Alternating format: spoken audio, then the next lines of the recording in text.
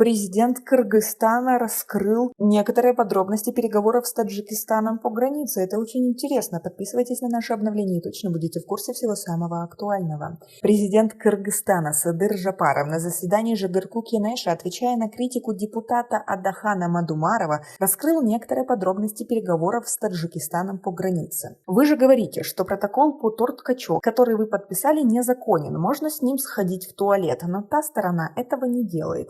Она берет его в руки и показывает. Показывала уже несколько раз.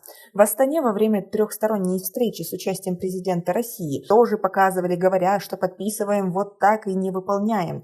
После этого Камчыбек Ташиев дважды провел переговоры. Мы вернули Торткачу и придаем ему нейтральный статус-кво. Мы убедили их, сказав, что пусть не будет ни нашим, ни их, если только потом не передумают. Территория будет нейтральной. Мы проезжаем в Лейлек, и они проезжают в Ходжа-Ало, сказал президент. По его словам, с нейтральной территории будут снесены дома. 20 домов таджикистанцев и 3-4 кыргызстанцев.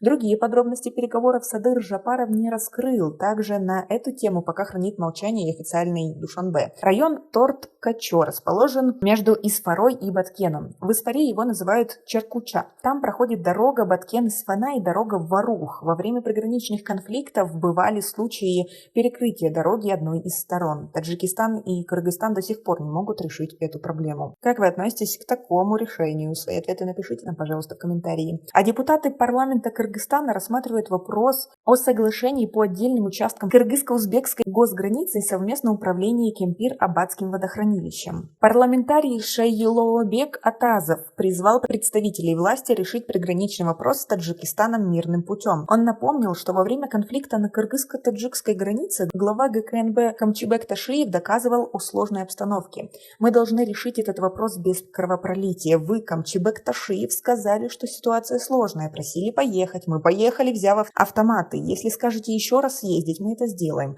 Но вы так же, как и с Узбекистаном, должны решить вопрос в дружественной обстановке. Тогда у нас будут мир и стабильность, добавил этот депутат. Напомним, что в сентябре во время конфликта на таджикско-кыргызской границе глава ГКНБ Кыргызстана Камчыбек Ташиев принес в парламент 2 ящика с автоматами. Как вам такая выходка? Свои ответы напишите нам, пожалуйста, в комментарии. С таджикской стороны это одна из провокаций.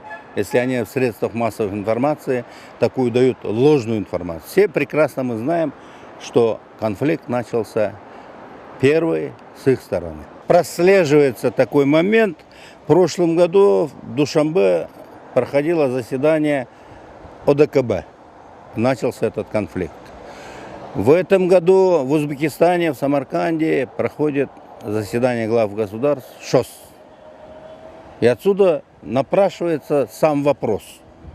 Кому это нужно, кому это выгодно? Складывается впечатление, что это у них далеко идущая цель, которая с помощью или по настоянию, или по совету отдельных третьих сил действует в таком режиме. Военные действия были развязаны в момент начала саммита Шанхайской организации сотрудничества. Таким образом, Душанбе в определенной степени дискредитирует деятельности УДКБ и ШОС, потому что эти организации как раз отвечают за обеспечение региональной безопасности. Но, как бы знаете, может быть, это несколько конспирология, но в любом случае такое ощущение, что Рахмон еще выполняет чей-то внешнеполитический заказ по раскачиванию действий этой организации, потому что общество не только в Кыргызстане, а в целом экспертное сообщество задается вопросом, а почему все это происходит, когда главы государств вот сейчас в Самарканде обсуждают о том, как жить в мире